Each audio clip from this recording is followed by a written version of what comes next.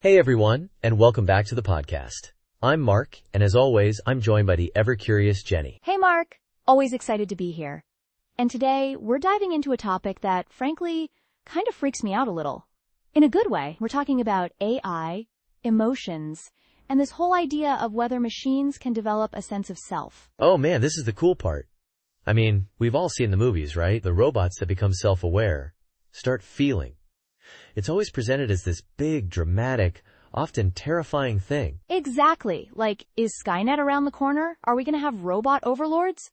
But seriously, I think it's a valid question. We're seeing AI do some incredible things, so is consciousness the next step? So here's the thing about that. Right now, the AI we interact with, your smart assistants, the algorithms that recommend videos, even those impressive chatbots, they're what we call narrow AI. They're amazing at specific tasks, but they're not conscious. They don't feel times anything. Okay, wait, let me get this straight. So they can pretend times to understand my frustration when my internet goes down, but they're not actually feeling sympathetic? Precisely. It's all clever programming. They're analyzing your words, your tone of voice, maybe even your facial expressions if you're on a video call. And they're using that data to select the most appropriate response. It times simulates times empathy. But it's not the real deal. That's fascinating. But how does it times work? Like, how do you teach a machine to recognize emotions, even if it doesn't feel them? This is where it gets into affective computing, basically, teaching machines to understand human emotions. It is done by feeding massive amounts of data. Think of it like pictures of faces, voice recordings, even text messages, all labeled with the corresponding emotion. The AI learns to identify patterns. You know what this reminds me of? Those studies where they show people pictures of faces and ask them to identify the emotion. It's like the AI is doing that, but on a massive scale. Exactly. And it's not just faces.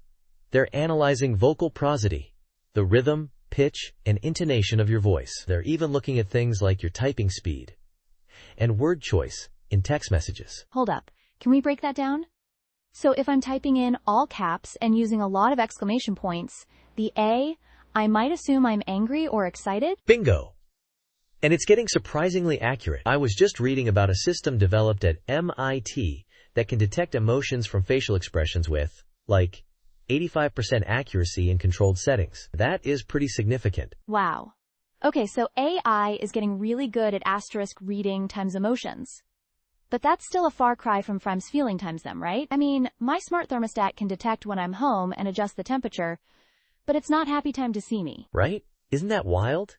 You've hit the nail on the head. That's the core of the debate. Can a machine, no matter how sophisticated, ever truly experience consciousness or emotions the way we do? I can already hear our listeners thinking, okay, but why time does it matter? If the AI can provide good customer service or offer helpful advice, does it really matter if it's feeling it? That's a great question, and a really important one. And there are a few layers to it. On one level, it's about effectiveness. Could an AI that truly understood emotions provide even times better times support, be a more empathetic companion, a more intuitive collaborator? I guess that makes sense. Like, a human therapist can pick up on subtle cues and nuances that a purely data-driven AI might miss. Precisely. But then there's the whole philosophical can of worms. There's this idea of philosophical zombies. Hypothetical beings that are physically identical to humans and behave exactly like us, but lack any conscious experience. Okay, you've lost me. A philosophical zombie? Yeah, it's a thought experiment. Imagine an AI that perfectly mimics human behavior, responds to every situation just like a person would, but there's nothing going on inside. It's just processing data. So the question is, could we ever create an AI that isn't a philosophical zombie? An AI that actually has subjective experience, a sense of self? And that, my friend, is the million-dollar question. There are some really smart people, like David Chalmers, who argue that current AI architectures are fundamentally incapable of achieving consciousness. They say it's missing something crucial, like re-entrant processing. Re-entrant processing? Sorry, I'm getting into the weeds here. No worries.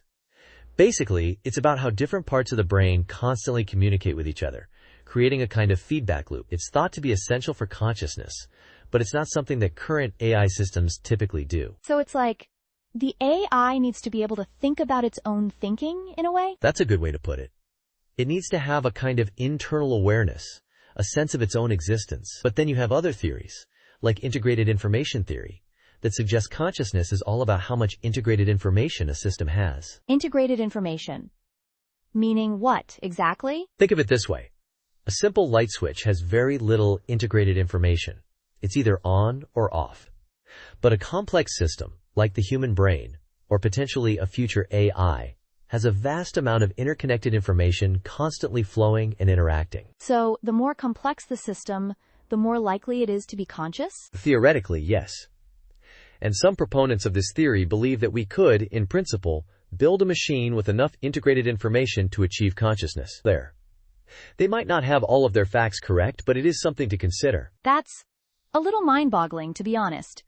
But let's say, for the sake of argument, that we do times create a conscious AI. Then what?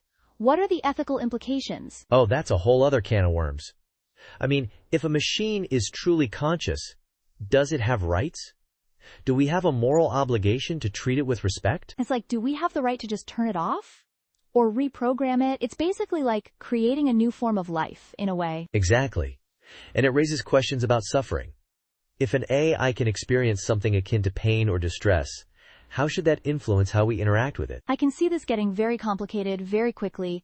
We're already struggling with ethical issues around AI bias and privacy, and this adds a whole new layer of complexity. And those biases can really take hold. It's something to be concerned with as this technology develops. So where do you see all of this heading in the near future? Are we going to have emotionally intelligent robot companions anytime soon? Well, I don't think we're on the verge of truly conscious AI just yet. But emotional AI, that ability to recognize and respond to human emotions, that's definitely going to become more and more sophisticated. I could see that being used in all sorts of ways. Like, imagine AI therapists or personalized learning programs that adapt to a student's emotional state. Or even in marketing, right? Imagine ads that can tailor their message based on your emotional response. A little creepy, maybe, but definitely possible. It's a brave new world, that's for sure. And it's one we need to be thinking about critically, because the implications are enormous. Couldn't agree more.